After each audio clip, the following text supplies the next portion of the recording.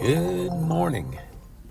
That's right. It's another day, another dollar, right? Or two, or maybe more. This is your host, Jeff Ski Kinsey. And I love what Les Brown says. I'm always looking for the motivation, the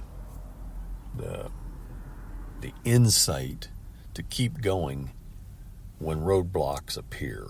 And Les has a great one. He said, look, any day you wake up and you don't have a white chalk outline around your body, it's a great day. So tell your face, as I like to add. But think about that. What he's saying, and it's something I think about almost every morning. In essence, what I think he's saying is, look, you got another chance, okay? Doesn't matter what happened yesterday or the day before or the year before. It matters what you do with today.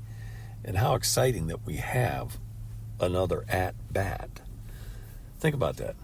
I think Elon was trying to do a video I was watching the other day, was trying to do a baseball analogy, and it wasn't quite perfect. I don't think and I'm not a huge baseball fan like some folk, but what I was trying to say is, look, if a guy has a 300 plus batting average, this guy is amazing.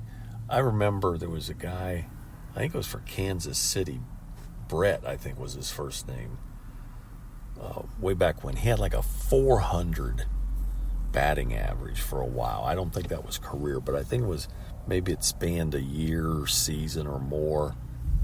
I don't think it was strictly playoff, but you know, that means every time he got up to bat, 4 out of 10 times, he got a hit.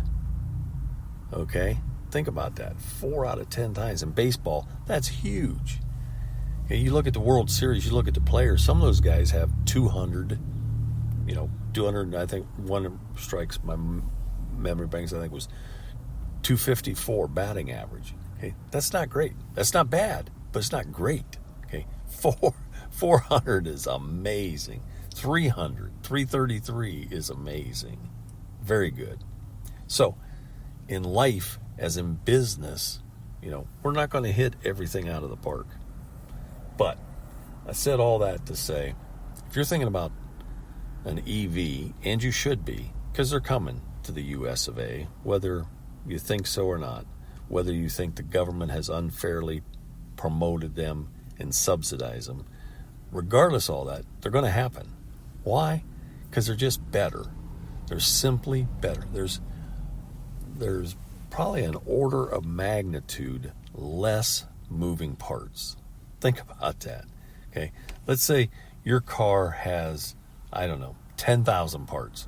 Okay, an EV could probably get by with 1,000 parts.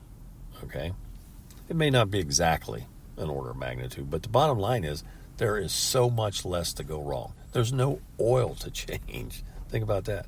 And it's not just oil to change. Okay, ever had an oil pump go out? That's not inexpensive. Okay.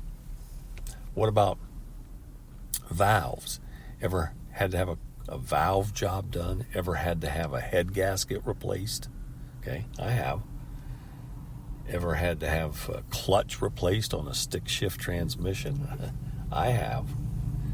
Ever had to rebuild an engine? Your car got so many miles, so much use that you actually had to rebuild the engine? I did back in my youth.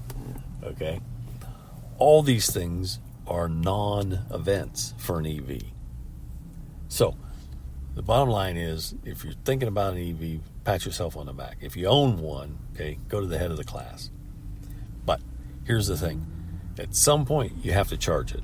Okay, you can pick it up at the dealership, or if you buy it from some individual or whatever, you drive away. At some point, you're going to have to recharge it. And I like to say, look, life is too short for slow charging. And to help with all this, we created something called the EV Concierge. It's an auto club, okay, for EV owners or would-be owners. So you're going to want to check it out. Go to evconcierge.co. I'll include a link in the show notes. If you're a consumer or soon-to-be consumer or want to know more consumer, then check it out. We've got answers.